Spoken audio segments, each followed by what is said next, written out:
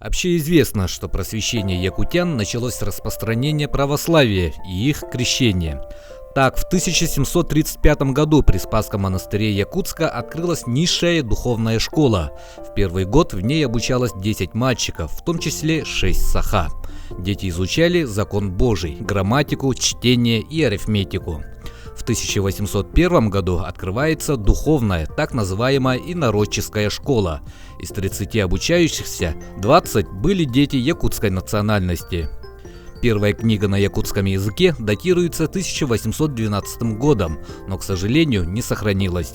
До нас дошла только книга 1819 года, сокращенный катехизис для обучения юношества православному закону христианскому. Издание предназначалось не только для распространения религии, но также является первым якутским букварем. В 1860 году в Якутской области работало 10 учебных заведений, в которых обучалось уже более 360 учеников. В развитие образования большой вклад внесли политссыльные.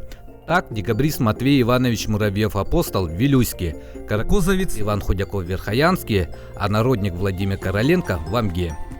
И так практически вплоть до революции. Стоит, наверное, отметить, что, к примеру, Максим Кирович Амосов окончил Намское одноклассное и Якутское четырехклассное училище, а также учился в Якутской учительской семинарии.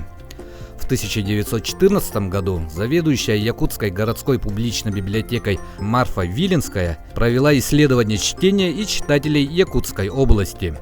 Так, горожан более всего интересовали книги художественного содержания, затем шли периодические издания. Утверждаясь на территории Якутии, православие не встретило открытого сопротивления, как это было, например, в Средней Азии, и к началу 20-го столетия более 80% населения исповедовали православие. Понятно, что в силу поверхностного усвоения обрядовой части религии далеко не все могли называться истинно христианами, но православные традиции стали составной частью жизни народов Якутии.